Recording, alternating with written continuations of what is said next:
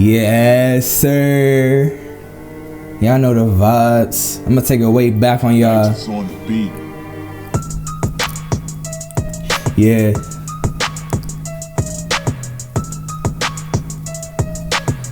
Okay. So first, I'ma take it way back between French and British. Yeah, they want to attack, but one Ohio River to counteract. So Washington was sent to get rid of the French, and they thought the idea was really whack. Washington was captured, but he escaped.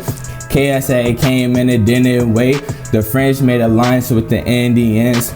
That was the only way they could win. War begun, and it wasn't fun, but British shut the land and won. French lost the land, and the British demand they needed all the land they can. So that is how the Treaty of Paris began. Okay.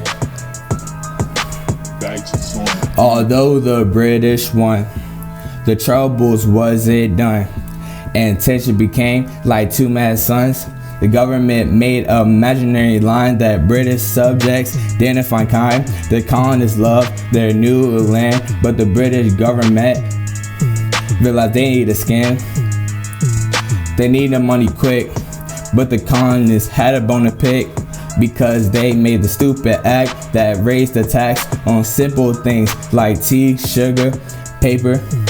Isn't that whack? But let me get back on track. It kinda stabbed the British in the back, because the colonists wasn't having that. Colonists fought back, and war had came back. You know, the snowy day when colonists kept hitting the soldiers in the hat, but the soldiers wasn't having that. Their guns was skidded cat. Yeah, the guns were skidded cat. Soon after the shooting, the cons kept booing and fighting. The cons kept doing and rebelled against the doings, like the acts and the shootings. They dumped the tea and it wasn't free, but they were super sneaky and dressed up like the natives. Ooh, something smells fishy. King George III heard about the word and sent troops zoom like a bird, but colonists wasn't ready. They had men who kept the gun steady. Boom, the first gunshot. Boom, the second gunshot. And no, it didn't hit a rock. Then the 13 colonies came together, but wasn't left on the clock. British had the upper hand, and the colonists was not. But the British got boxed in, and colonists had them on locks. The war ensued, came to a stop. Thomas Paine made the penning drop. He convinced the Congress that the British rule quickly needs to stop.